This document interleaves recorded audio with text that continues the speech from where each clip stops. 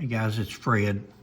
This is one of Mike Elam's videos. I've taken a couple of days off and feeling better, and I figured I'd just start from the beginning and start reviewing, going over some of Mike Elam's videos that he's done on Buford Pusser. Again, I've never been a Buford Pusser fan or foe. I've never heard of Mike Elam until the TBI held their press conference and claimed that Buford Pusser had murdered his wife. And since then, I've been looking into both of them a little bit.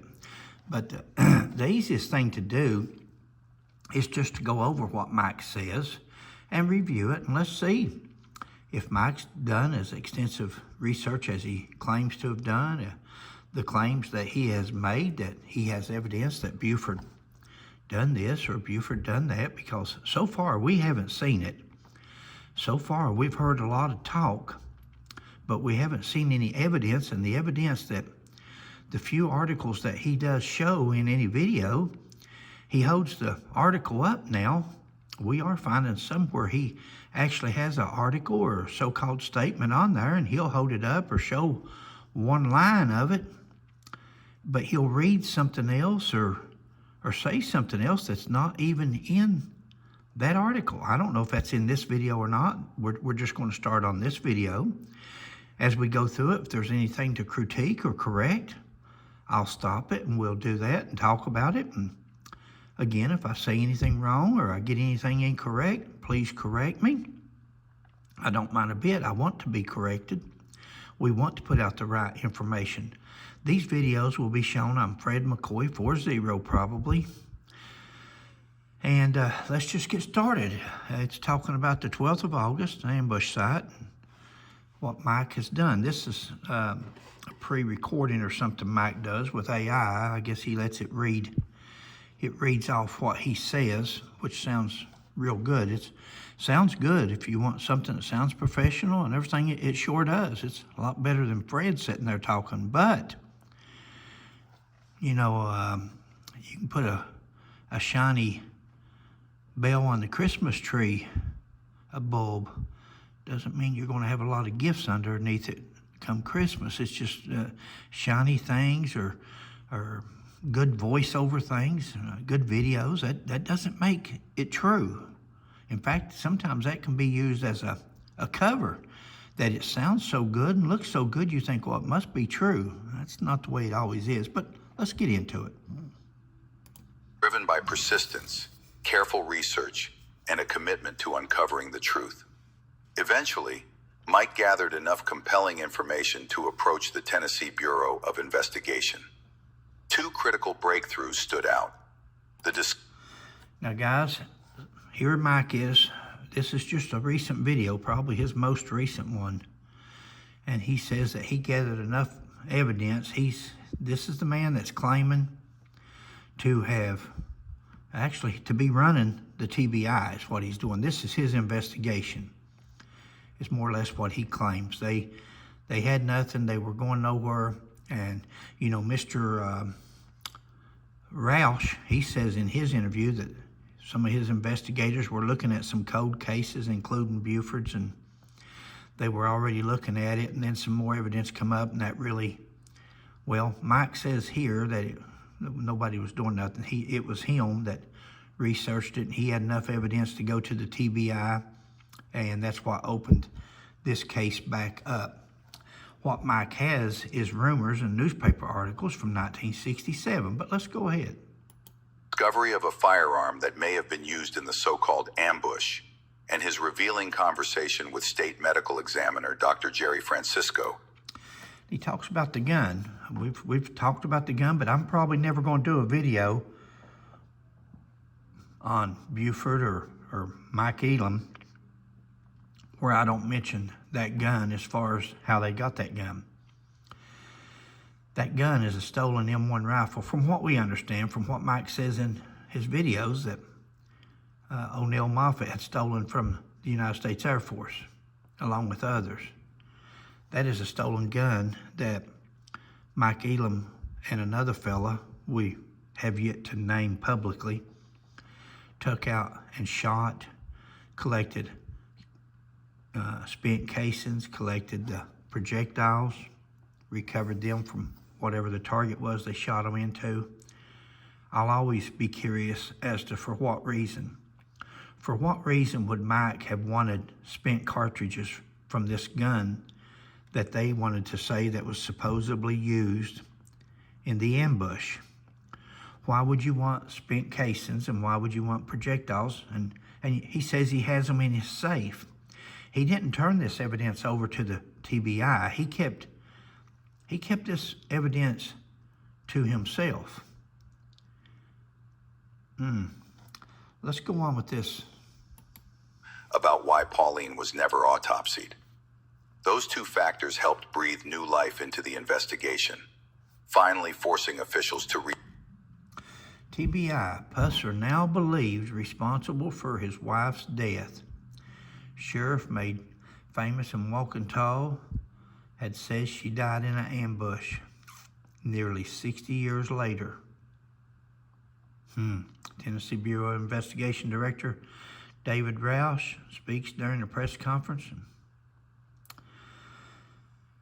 Very sad day right there. I don't see the date on it, but that was a very sad day for Tennessee history in my book, because as I listened to this fella, and as I listened to, well, look behind his head there and you can see the name, Mark Davison. His name's also on that podium, and I think it's on one of those banners behind. I think it's there 3 times. Mark Davison. And you listen to these guys and you watch them redirect all these questions at the end. See the file, see the file, see the file. They skipped over the autopsy like it never existed. This big thing that was going to make this case, and they made such a big deal out of in the newspaper, showing her being exhumed from the cemetery, showing her being hauled to the autopsy location, all these different things. Such a big political, such a big news-making deal. Again, they never called the FBI to help. They never called the ATF to investigate that stolen gun or charge Mike, Elam, or the other guy that had possession of it for all the years. The other guy had it for years and years, 60 years. 67 years ago is when they started changing those guns over. Let's go on, or this will be a long video. Revisit the circumstances surrounding Pauline's death. Now, with Buford's statement. With Buford's statement, guys, we've said it over and over and over. I won't harp on it. Look down at the bottom, you'll see the TBI insignia there, whatever you want to call it, label.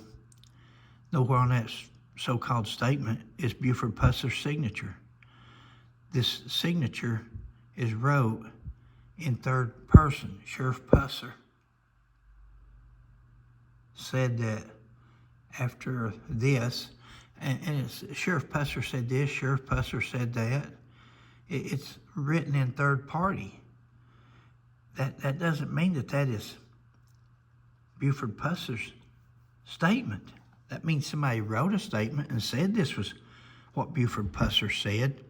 Until we ever see a signature on these statements and somebody confirmed that is Buford Pusser's signature, then that's just a bunch of mumbo jumbo that somebody's written on a paper and said is the statement that Buford Pusser gave them, or it's not, there's no confirmation at this point. But that is people like Mike, people like Mr. Davison, people like Mr. Roush. This is what you're listening to 58 years later. This is what their so-called evidence they have. Finally made public, even more questions arise about his actions on the morning of August 12th, 1967. His words raise troubling inconsistencies that can no longer be ignored. Here is Mike to explain. Welcome, everyone. As many of you know, I've investigated the death of Pauline Pusser for many, many years. And if you're new to this channel, you might want to know up front that we don't hold anything back. What we tell...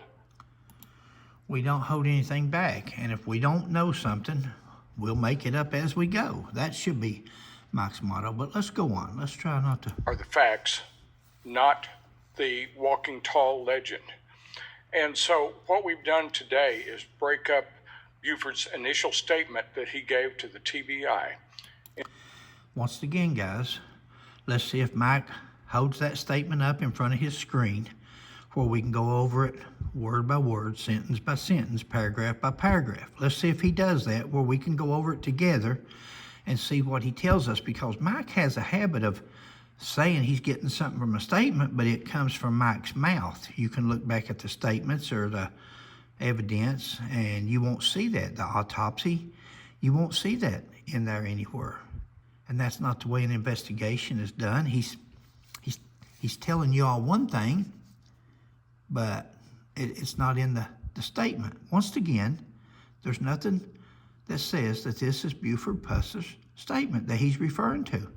There's been no paper produced where Buford has signed that we have seen that says Buford said what the statement says. It's third party. Into 5 different sections. And the first one is 2 stories for 2 audiences. Now, Mike likes to let everybody think that there's the people that believes in Buford Pusser and there's the people that wants the true story about Buford Pusser or that doesn't like Buford Pusser. There's 2 stories, good and bad. There's always going to be that. Nobody ever agrees in this world on anything. And that's what happened to the TBI and Mr. Davison. When they put this story out, they really opened it up they really destroyed Buford Pusser's reputation. Now, don't listen to what Mike says there's 2 stories. There's the people that's crazy, they're fanatics, they're Buford Pusser believers, and that's just the way that it is. Because you're listening to 2 here, Sheila and I, even though I'm doing this video, Sheila and I, we're not Buford Pusser fans, at least before this. I wouldn't say that we're still fans. We're just more interested in his life and legacy now than we ever were before. But we don't take up for Buford. I've commented on him not being a United States Marine. I've commented on him being heavy-handed. In fact, if he was alive today, officer, he would be on my page, Fred McCoy 40, where I point out police officers that's abusive. That doesn't make him a murderer. That makes him rough on the crime syndicate, the criminal back in that day. He may have been a little bit heavy-handed. Doesn't make him a murderer. Let's finish. Once Buford was able, he gave his first statement to the investigators from the Tennessee Bureau of Investigation. Now, you might be aware in that they would ask direct questions and let him tell his story as he remembered things. And what they were looking for was information that they could check out, verify, and possibly what he could provide in a forensic type of way. Guys, Mike has been watching too many crime scene movies. Mike is trying to be an investigator here and tell you what they were looking for. Anybody that's ever watched CSI, anybody that's ever done any kind of movie knows exactly the same thing Mike is saying here is in every movie. This doesn't make you a police officer, a former police officer. It doesn't make you a detective. This is just something that's on your everyday CSI TV show. Forensic, they're looking at Buford. I'm going to show you later on the 2 TBI agents that was investigating Buford and the ambush scene. And let's see if what he says even comes close to that. And the second story is more about what he would say later to the press, to the media. And it was an entirely different story than the one he told the investigators at the TBI. And guys, that's my point. I'm sure some of you's already picked it out. That's my point. He told a completely different story in person to television stations, to people with TV cameras. It's on video, it's on film, where Buford is telling them in his own words, in his own voice, what happened. Which one would you believe? Would you believe that Buford would know what happened more that he's speaking in his own voice in front of a camera? Or would you believe this third-party report that's been written up that Buford never signed, that Buford never says, this is what I said, this is what I didn't say?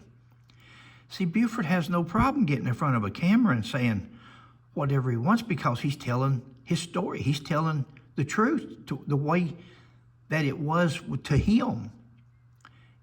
We don't care that it doesn't add up with somebody else's statement, that somebody else typed a statement up and said, well, Buford said this or Buford said that. Buford has half of his face shot off at the time, contrary to what Mike says.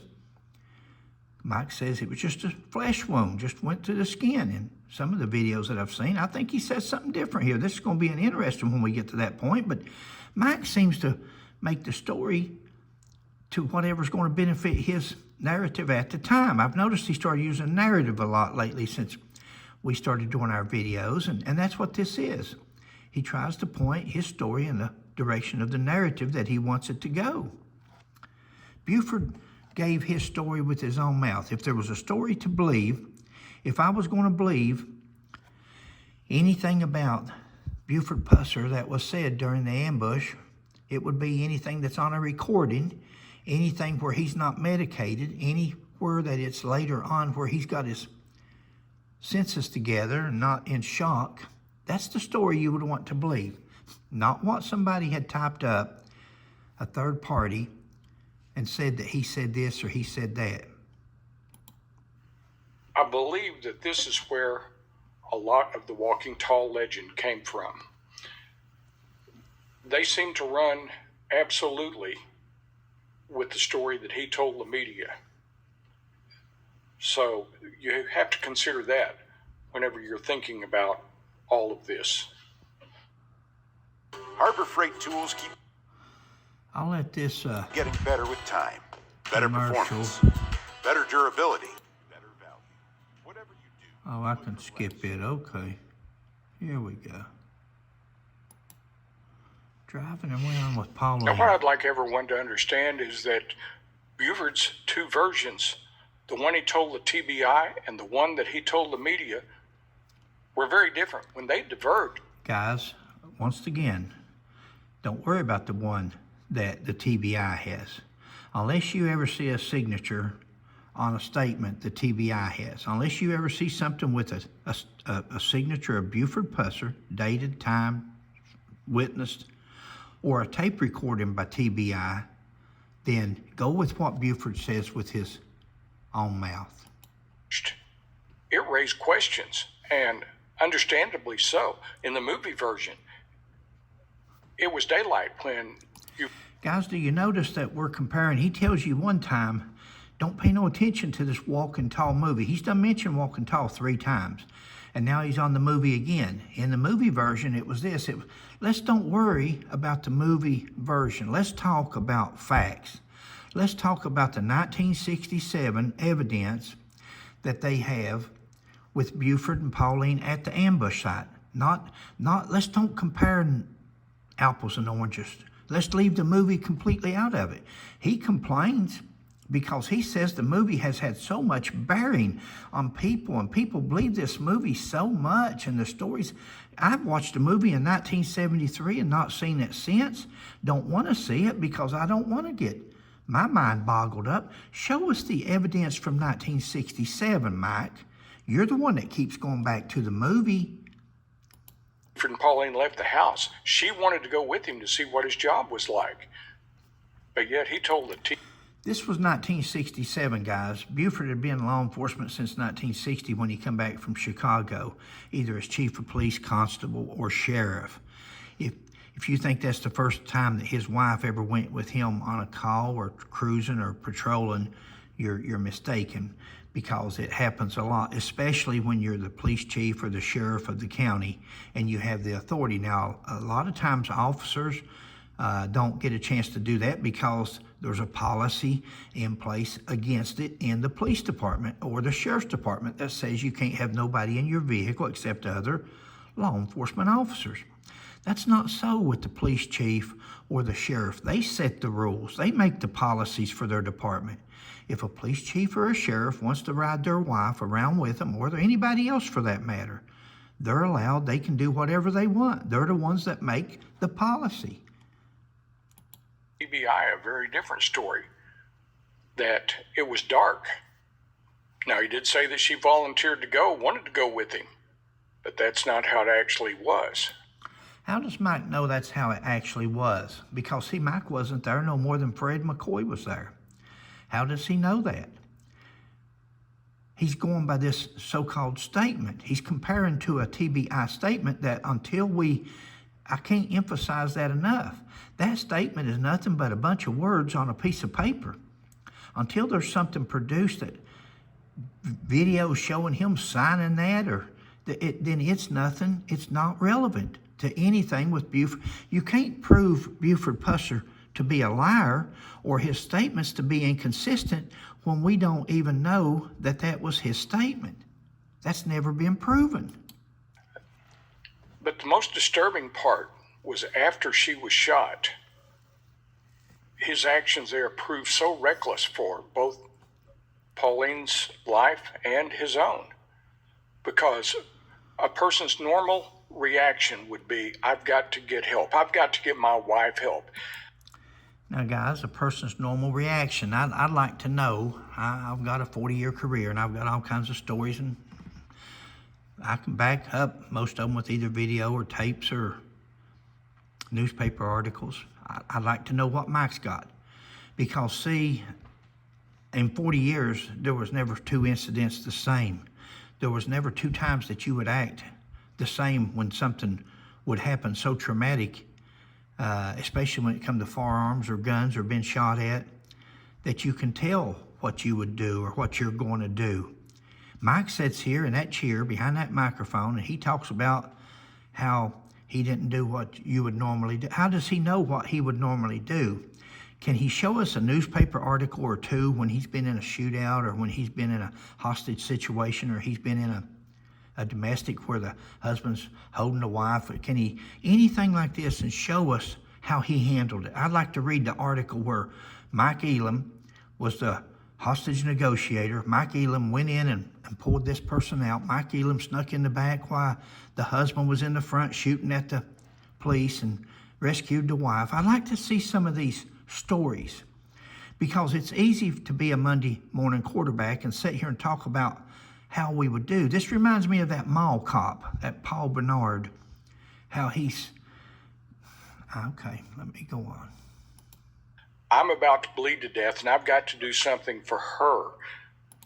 Now, I'm about to bleed to death. See, in another video, or 10, Mike says Buford was shot through the cheek. It was a flesh wound. He didn't even hit no bone. He didn't lose no teeth. He didn't do this. He didn't do that. But everybody else that saw him has said his chin was hanging down to his chest, that he was bleeding all over the place, which is, in our opinion, where the blood came from, around the hood of the car, from where his jaw was flapping and he's bleeding so bad. Mike says here, Buford should have been thinking, I'm about to bleed to death. I've got to get to the hospital. Really? Bleed? How is it bleeding to death one day and a flesh wound the next? And get my wife to the hospital. Let's see about Pauline here. Let's see about Buford's wife. Before that happens. But what did Buford say he did? He drove up and down searching for this phantom Cadillac. Now, he talks about a phantom Cadillac. I watched another video. I'm gonna find it eventually. Because I'm gonna start critiquing his videos. So let's just go through them open-mindedly and see where we get. But Mike says he was looking for this phantom Cadillac. Well, I don't remember it real well, but I watched a video where Mike was talking about Buford looking for the blue Cadillac, and he went down to the Shamrock across from the Plantation Club, because W.O. Hathcock owned a blue Cadillac, and he went there looking to see if it was home. Now, I could be mistaken. I've got to go back and find that video, but when I do, you can bet I'm going to do a follow-up on it. But Mike says here that there was a phantom Cadillac. There's no Cadillac to be found. But in that video, Mike says that Buford didn't know it, but W.O. had sold his blue Cadillac a couple of days or a couple of weeks beforehand. And that's why the Cadillac wasn't at the Plantation Club, if I remember correctly. And this is what catches my attention about, I've only seen a few of Mike's videos, but none of them are the same. None of them are consistent with the truth or the same story. He wants to get on to Buford Pusser, who was in the middle of a shootout, the middle of an ambush. He almost died. His wife did die. His car's all shot up. And he wants to say that his stories are inconsistent. Mike sits behind a desk and a microphone with computers, and he can't keep his story straight from one video to the next. And he wants to fault Buford, who probably has PTSD from watching his wife's head be blown off. Let's go on. That no one else saw, no one else can identify, the TBI couldn't identify. See, I can't wait to find that other video. When I find the video where Mike's talking about W.O. Hathcock, I believe was the name, and that he had sold his blue Cadillac, and that's who Buford went looking for. Now he's saying nobody can identify, nobody knows anything about. There were no witnesses. Once again, when he was shot, no witnesses. It's happened before. Happened again. It's happened before and happened again. Guys, if you're going to try to assassinate, if you put a contract out on somebody's life, or you're really trying to kill somebody, do you wait till there's a city parade and walk out and say, okay, I'm going to try to kill Buford today? Do you wait till half the town is around them and do it? Or do you get in a secluded area or secluded place, or what makes sense to you? Hey, Mike says it's awful funny. Every time they tried to kill Buford, there was nobody around. Sounds like a pretty smart criminal to me. Sounds like a pretty smart hitman, or who would want to do it with witnesses, guys. Oh, wow. What a piece of work. But he drives down to Highway 45, turns north, looking for this phantom Cadillac. He turns around when he can't find it up there, so he heads back to the state line, turns around in the parking lot. He's driving all over with Pauline laying in the seat beside him. Her head opened up. Exactly. Her head opened up. Him shot. Thinks he's dying. He's trying to find the shooters. His wife is dead, guys. Mike wants you to think, one minute he tells you her head's opened up, she's dead, she's this and that, and then the next minute he says, why is he not taking her to the hospital? Why is he not getting her medical attention? Want me to tell you why? Buford Pusser's smart enough and been around long enough, and he knows that his wife's head is blown off. He knows that his wife is deceased. Why are you in a hurry? Why are you in a hurry to get her to the hospital? She's dead. Let's find these bad guys and do away with them before he dies. I don't know how Buford was thinking. I don't want to say, because I don't know what he's thinking, but he knows his wife is dead by now. When half of your head is gone and blown out the window, if you've ever seen anything like this, you know when a person don't have a head or a brain, that more than likely this is probably dead. It probably ain't going to hurt if I ride around for a minute and see if I can find these people. Because, see, he's in hot pursuit. He's chasing these people. It's not like you go back later on and get revenge. If he can run up on them now, it's still part of the ambush. It's still part of the crime scene that's just went on. It's a continuing situation. He can kill them all. And it's connected to the ambush itself. I don't know what Buford was thinking. I wasn't there. I'm not Buford. I know it's a traumatic experience. From the second gunshot wound, or what he alleged was the second gunshot. See how Mike gets confused? Just like the autopsy paper, he didn't want to acknowledge there was a second gunshot wound. He read where there was a projectile from back to front, and he wants you to think he circled one hole in the back of the head, but there's two holes there. There's two hoes. He started to read the autopsy report, which he told everybody was going to be phenomenal. It was going to be mind-boggling, the report. He reads two sentences of that autopsy report, and then he starts reading off the internet or something, how the brain controls the mind or something, totally off the wall. Nothing to do with the 11-page, 16-page autopsy report. He's reading you something on medical records. But he didn't read you the bottom line where the medical examiner says there could have been multiple shots, multiple entry and exit wounds, multiple wounds. All in all, it just kept going. But he didn't read none of that. He read where there was one entrance room from back to front. Now he tells you just now that she was shot twice in the head. He got talking here, and he says Pauline was shot twice, and then all of a sudden he catches himself and he says, well, Buford says she was shot twice in the head. He knows what the autopsy says. He knows. A wound. Most people wouldn't do that. And that tells you something about his priorities and possible staging of the ambush. Possible staging. He staged this all over the county. He ran all up and down the road around the county so he could stage a situation where he could have laid his wife out at home, put a gun in her hand, and said that she done it to herself. But he did all this. Wow.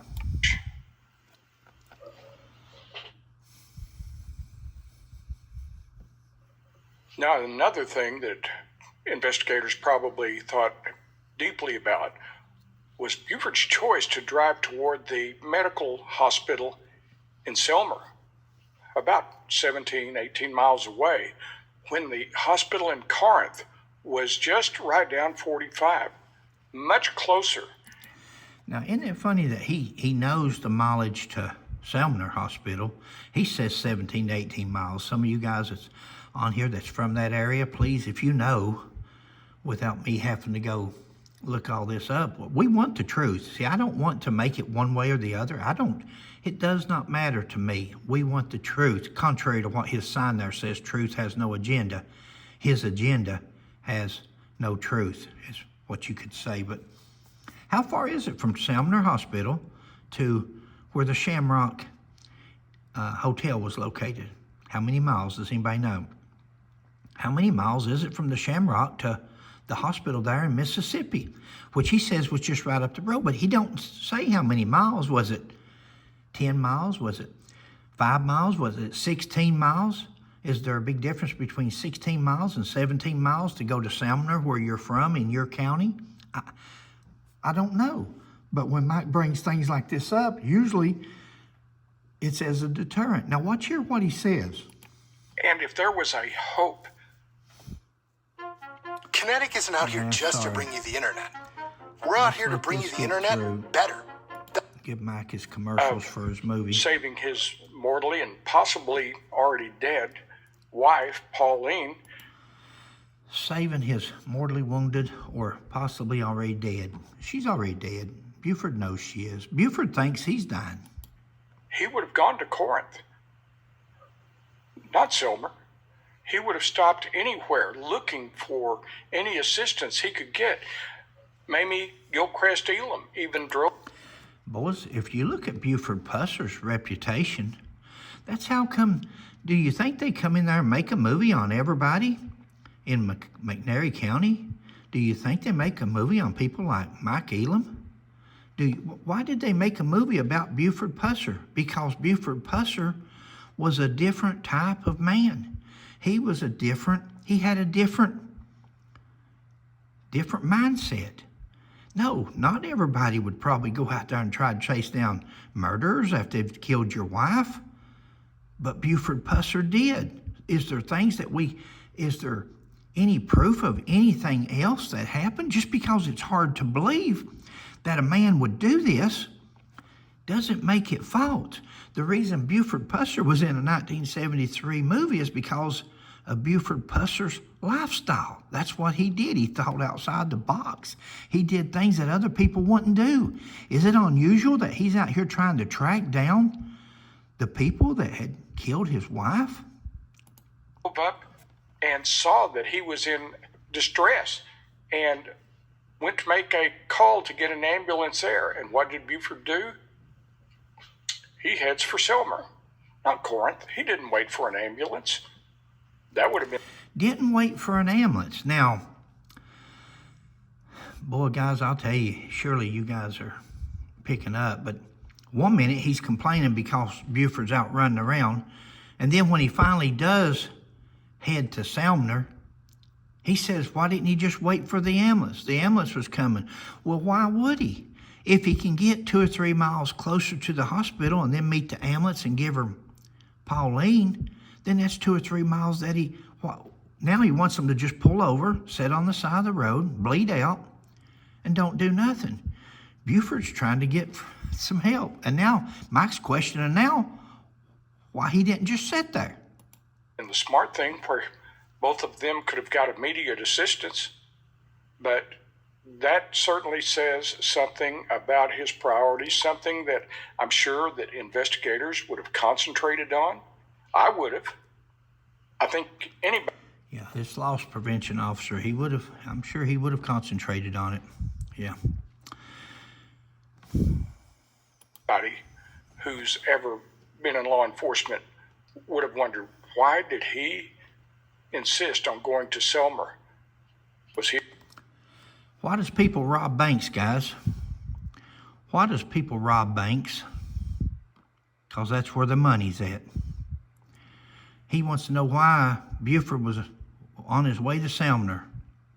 He's got his wife that's been shot, and he's been shot. Well, that's where the hospital is. That's his home county.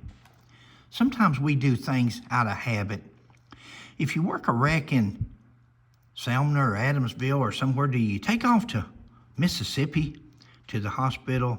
Is that in your mindset, or when you're used to going and everybody in your county, when something happens, that's where they go to is Selmer, if that's where the hospital was? Is it that unusual that that's where he was going? Again, guys, the number one thing here to think about is this man's been shot. This man's been shot twice, maybe 3 times in the face. His wife's head's been blown off. She's dead. And we're wondering why he wasn't thinking rationally. We can't believe that he's not thinking like poor old Mike Elam sitting here behind his computer desk. We can't believe he's not thinking like a logical person would sit here and think after we've had time to think about this for 58 years. Wow. Afraid to cross the state line, and this ambush possibly becoming an event that the FBI could get involved in? Oh, wow. Now, see, that's a good one. Look how he's pointing you in that direction. Is it possible that Buford didn't want to cross over into Mississippi? He didn't want to go across that state line because that's going to involve the FBI. The FBI was involved, guys. Look at your newspaper articles. Look at your agents. Look at the evidence that was turned over to the FBI and sent to their lab in 1967. That doesn't even appear today in the TBI's new investigation. He thinks that Buford Pusser didn't want to go to Mississippi Hospital because he'd be crossing state lines then. Hey guys, I don't know what to tell you. I just don't know. It seems like no matter what comes up, he comes up with something else to go along with it. This man says that Buford Pusser staged this shootout. Buford Pusser staged this ambush. If Buford Pusser staged the ambush, then why would he worry about going to Mississippi? Why would he worry? That would already have been staged, that he wasn't going to go into Mississippi. Remember, if he staged the scene and he said, okay, I'm going to shoot it out up here on New Hope Road in 2 or 3 different places. I'm going to put Pauline's scalp over here in the ditch. I'm going to bust all these windows out. I'm going to shoot the car up in 3 or 4 different bullets, calibers. I'm going to stop up here and get out and bleed everywhere. I'm going to put my jawbone over here in this field. He staged it all. He did all this, but now he's worried about going over to Mississippi. Remember, if it's staged, that wouldn't be something he's given a thought to. It's already been planned. Has to be considered as well. Mike loves to throw things out there to you to give you some. Mike makes videos. He makes videos, but he makes them as the truth, and that's the sad part because It confuses people that really don't.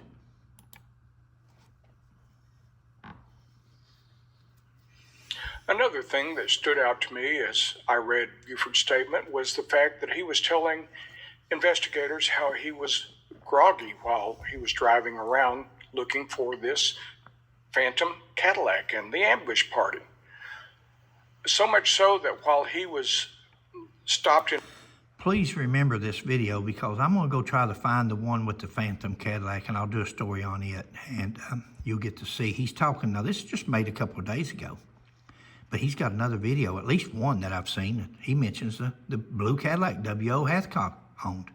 In front of the Shamrock Motel, he intended to go down State Line Road, almost directly across the highway from him.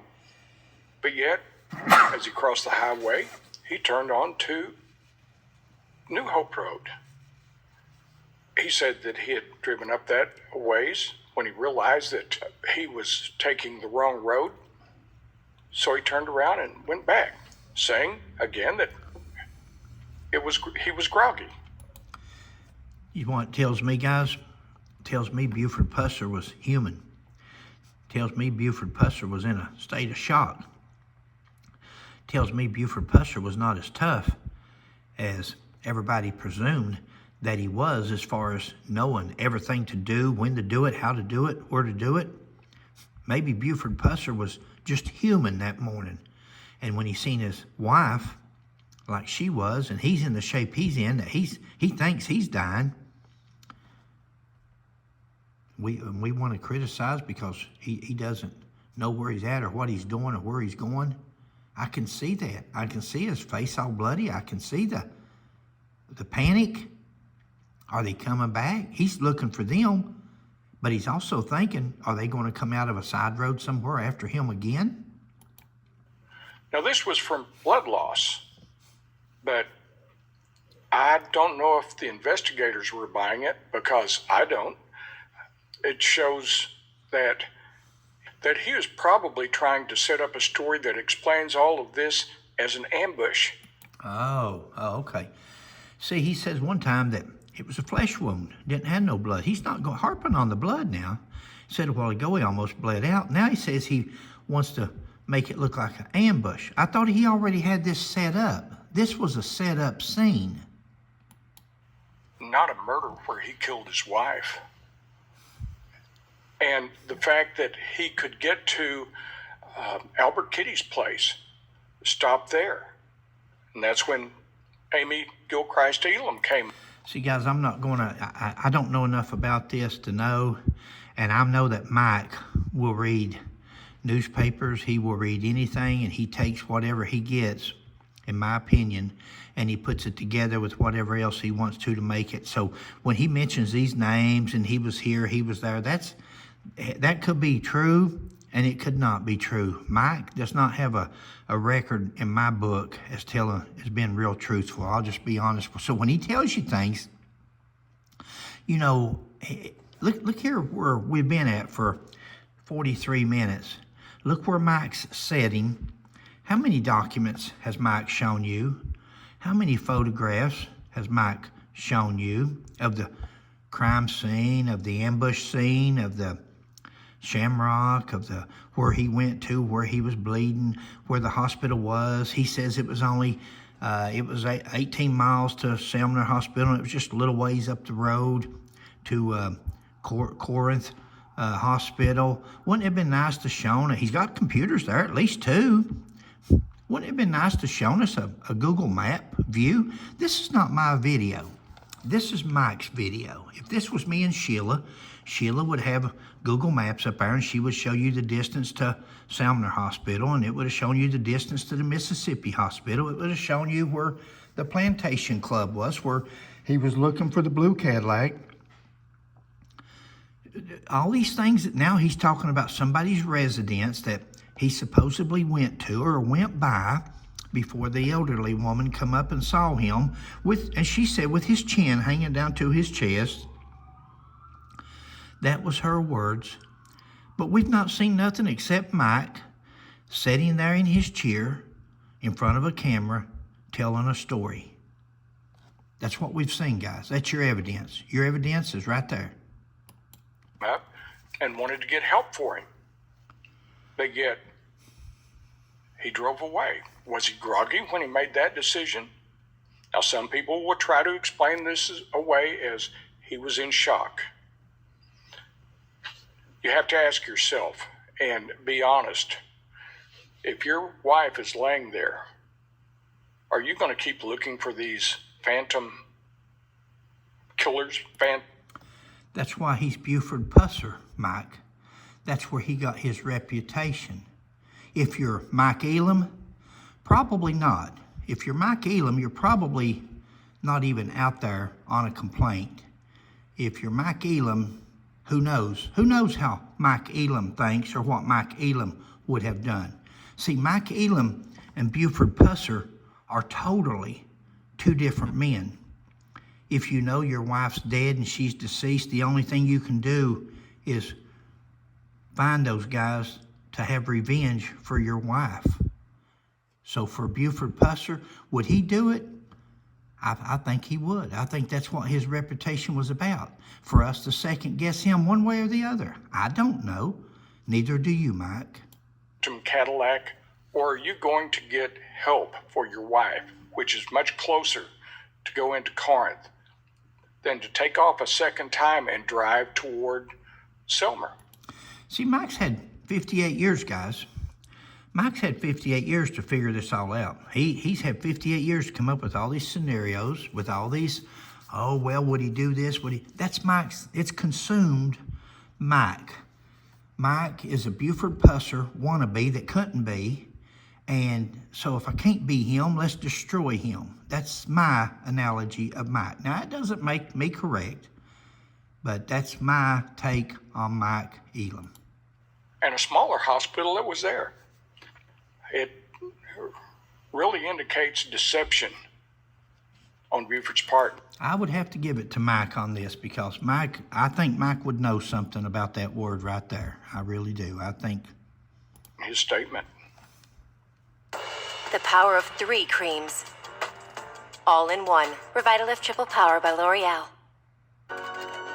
Newspapers.com. The past. Read all about it.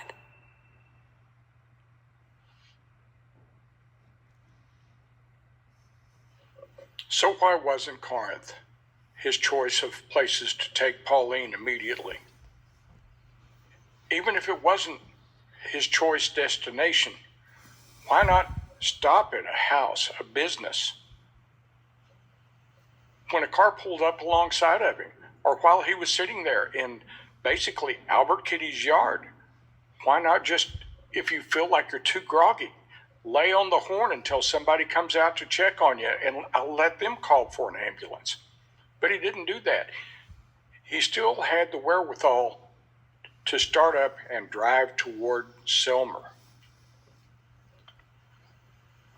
It speaks volumes about how desperate he was in that moment, that he was not going to cross into Mississippi, that he was trying to... See how he goes back to Mississippi? He's lost his train of thought there. He's lost what he's trying to show you. He's lost the direction he wants to point you in.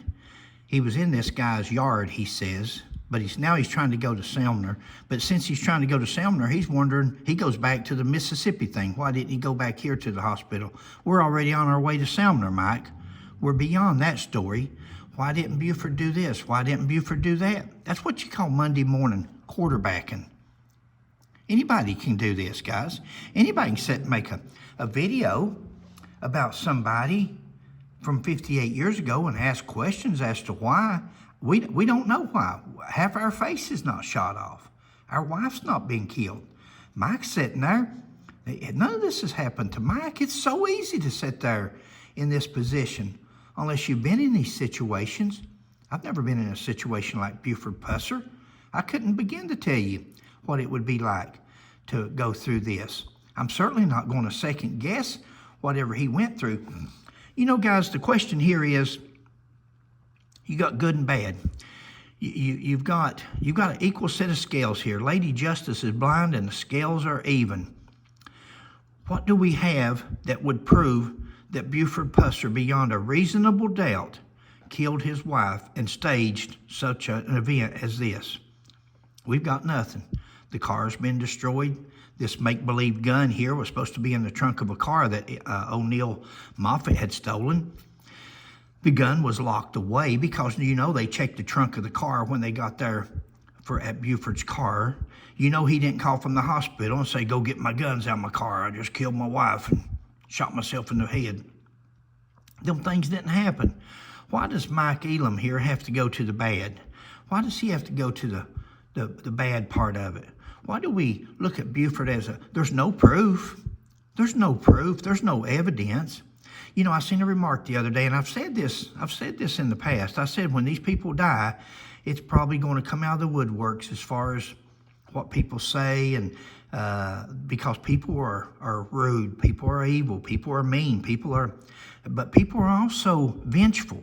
People are vengeful. When people see other people do things to them, they do it back to them. And I said someday when these people die, I wonder what some of the rumors, not that I encourage that, I don't want that, but I'm trying to show people that how things happen. And it wasn't, I looked back and looked at an old video, and it had on there where Mike makes a comment about hello, boys and girls, women and children, and all this and that, and somebody had made a real bad comment about Mike. And I thought to myself, I didn't only think to myself, I showed Sheila, I said, Sheila, look at this. And it was a comment on there about Mike and something, and I thought, now, I didn't think, I told her, I said, now, when he dies, if you think this is bad, and this man alive today, imagine what's going to happen when he passes away and all these people, all these rumors, all these things that he started on Buford Pusser with no evidence, with no, guys, if they're true, I'd love to see them. We'd do a story on it. We're not going to cover good or bad for Buford Pusser. We just want the truth. We just want people, when we claim that people done something, let's give them the benefit of the doubt. If Buford is guilty of this and we don't have no proof and he got away with it, then God's going to deal with him or been dealing with him. But if he's innocent, do we really have the right to go after him and make him look like a murderer, to degrade him and defame him in the manner we're doing because it's what we think with no proof? What if we are wrong? Wouldn't it be terrible to have blamed this man for this and tagged him with killing his wife and him as innocent as Mike Elam or Fred McCoy? It's just let me finish this video. Set up a narrative. He wanted to control the narrative. So you have that to consider. I think most prosecutors in that day or any day would have looked at his statement and said, I've got enough to charge Buford. Mike, where is his statement? Show us his statement there, sir. Hold his statement up so we can see his statement. We want to see his statement. The statement that he signed, initialed, we want to dated, that was witnessed. We want to see his statement. You haven't showed us his statement. You haven't showed us his BAC with the 18. You haven't showed us the report that Trooper Paul Irvin changed and tampered with. You talk a good talk, but you fail to show any evidence of these remarks that you make. For her murder right now, or at least to detain him for further questioning. See, Mike's living in a fantasy world, guys. I can't show it because it's on my phone and I'm videoing with my phone off my computer, but again, there's two TBI agents that investigated this along with everybody else.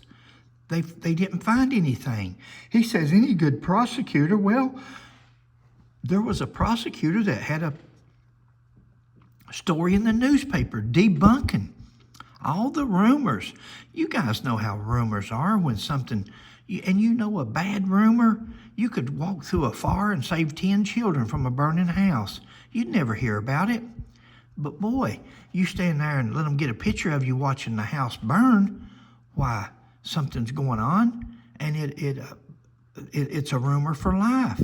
There's nothing you can do that a bad rumor won't exceed a good story, a true story. It's just the way life is. Why the prosecutor did not do that, I don't know. Why that... Well, Mike, I'll try to give you a clue why the prosecutor didn't file charges back 58 years ago. It's called evidence, Mike. It's called proof. That's why the prosecutor, the TBI, the State Highway Patrol, or anybody else did not charge Buford Pusser 58 years ago. The evidence wasn't there to prove. See, Mike, a real police officer knows that for a court purposes and for a court case, a criminal case, you have to have evidence. You have to have proof.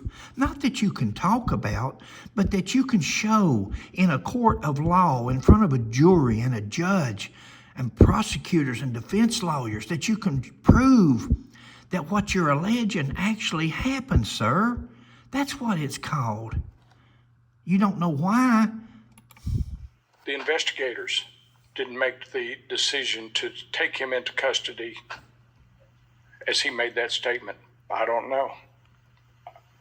Especially back in the 60s, they would have had more than adequate information. So the information changed from the 60s to now. See, they would have had more than adequate information in the 60s. Now it's 58 years later. Half the evidence is gone. All kinds of things I'm hearing is now missing. And what's not missing, they'd sent to the FBI back in 67. The TBI didn't even confer with the FBI, from what I'm being told, on this old evidence. They're following. This is their lead investigator, guys. This is who Mr. Roush, even Mr. Roush gets ready to talk at the press conference, and he said, the story goes. The story goes? That's Mike Elam's words. The story goes. Mr. Davison says, justice for Pauline. Justice for Pauline? That's Mike Elam's motto. That's why he started years ago, to act like he was really giving justice to Pauline when he actually calls on his Facebook page, asks the question or spreads the rumor that Pauline just happened to be a stripper, a burlesque dancer, whatever he called it. That's how he feels about justice for Pauline. This man has no... From his own statement to do exactly that. Did you see him hold up his hand, guys? Did you see him hold up his hand? Why didn't we go over that statement line by line? Why didn't he put that on the screen and let's go over it line by line by line?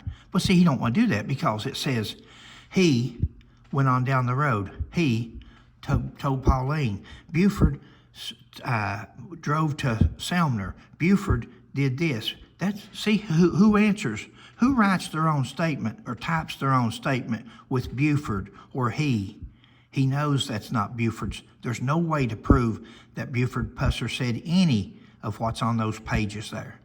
And that's why you haven't seen it, guys.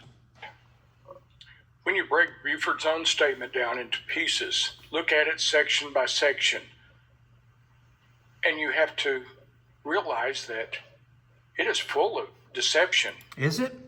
We haven't seen any of it. We haven't seen Buford Pusser's statement. And you certainly haven't. You could have sat there with us just now, went over it line by line, and showed us all the defects of it. Deceit. Buford wanted to control the narrative about what had happened to Pauline. He was not wanting them to look at evidence. He wanted them to listen to exactly what he had to say, hoping that they would accept it as the truth. That's going to be about it for today. I would like to say that, of course, there's a lot of people out there who want nothing to do with the real story. With the real story. Now, guys, there's a lot of people. I think the very few probably that's watching this video, that's what you're watching an hour-long video to see. Because you know, I'm not going to buy what he's selling as easy as he thinks people are buying it. Well, as easy as some people are buying it. But it's not that people want to believe. There's actually some of us out there that want to believe the truth. Don't get mad at people because we don't drink the Kool-Aid because we don't buy what you're selling. That doesn't make us Buford Pusser cults. That makes us skeptics. That makes us people that likes to go with proof rather than rumors or innuendos. They want to believe in the legend. Hey, watching the movie and saying I enjoyed it is one thing. See, now he goes back to the movies. Guys, this movie's an hour long. That's as long as I'm going to try to keep these. Thanks for joining me. This man right here, if you watch him, please do so with some caution. Please do so. Watch everything he says. Watch every line. You'll see it's not hard to see when you've been redirected. It's not hard to see. He talks about deception. It's not hard to see deception. It's not hard to... You can bring up doubt on anything and on anybody you want to talk about. But this guy here, he talks a good talk. He shows you no proof. He gives us no proof. But he knows everything that happened on that morning in August of 1967. Thanks, guys. Catch you later.